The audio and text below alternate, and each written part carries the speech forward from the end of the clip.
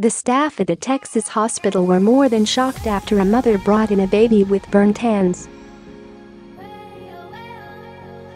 Sadly, things would only get worse as doctors made a second horrid discovery about this situation that would leave them speechless. After picking up her 11-month-old child after work, Jenny McGivney states that she immediately noticed that something was wrong. As if hearing his blood-curdling screams weren't enough to put her on edge, she then saw young Aiden doing something rather strange with his hands.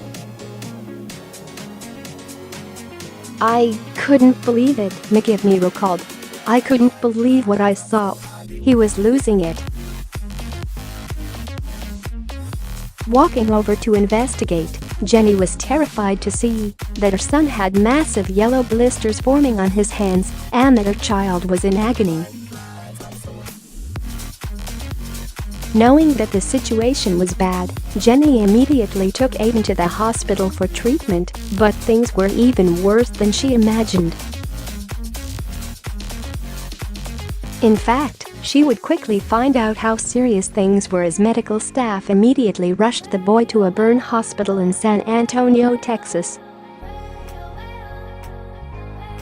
That's about the time the doctors made a second horrid discovery about the situation. As they'd learn, Aiden attended the Goddard School daycare in Austin, Texas, which is where he actually burned his hands. Come to find out, there is at least one specific door in the building that gets extraordinarily hot from the sun. When Aiden put his hands on the door, he was instantly burned.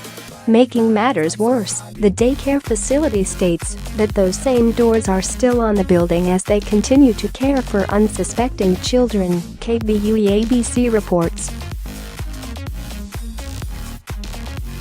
Breen, a lawyer representing the McGivney family, explained that you basically have a skillet on hinges. It's horrible.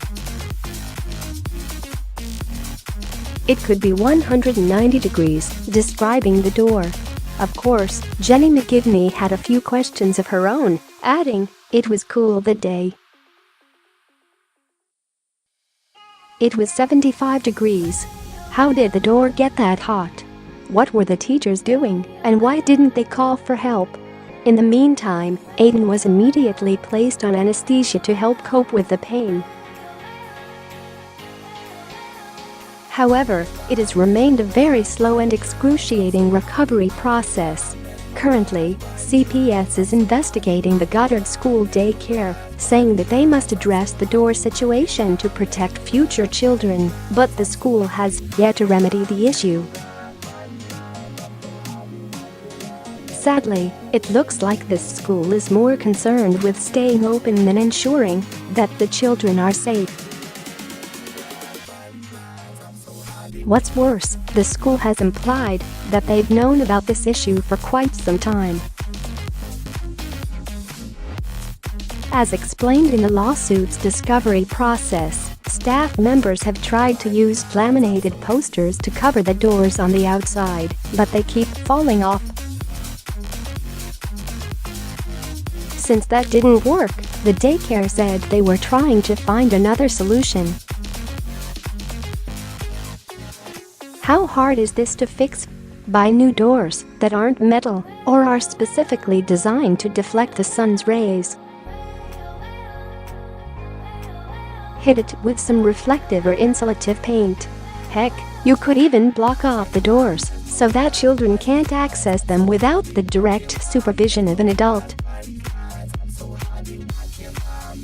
This isn't that hard of a problem to solve, but the daycare has failed thus far, and CPS officials are still allowing the facility to remain open. This daycare has effectively ruined a year of this child's life, if not more. Not only is his quality of life diminished, but he'll now suffer developmental issues on a small scale as well, because of the school's neglect. When you hand your child over to someone, you expect them to treat them as if they were their own. Sadly, that wasn't the case for Goddard School daycare, and they should not be allowed to have children in their facility until that issue is resolved. Nothing makes a negligent company do the right thing better than hitting them in the wallet, and that's exactly what needs to happen here.